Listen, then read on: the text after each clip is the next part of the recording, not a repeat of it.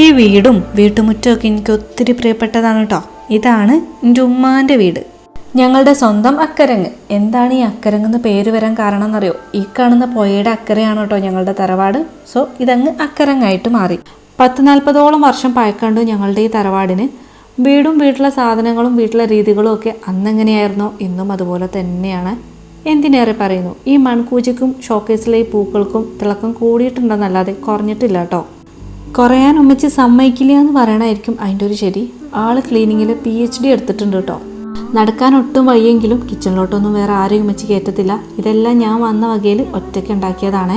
നല്ല രുചിയുള്ള ഭക്ഷണം കഷ്ടപ്പെട്ടുണ്ടാക്കി നമുക്കൊക്കെ വിളമ്പി തന്ന് നമ്മളത് കഴിച്ച് നല്ല ടേസ്റ്റ് ഉണ്ട് ഉമ്മച്ചി എന്ന് പറയണത് കേൾക്കാനാണ് കേട്ടോ ഉമ്മച്ചിക്ക് ഇഷ്ടം.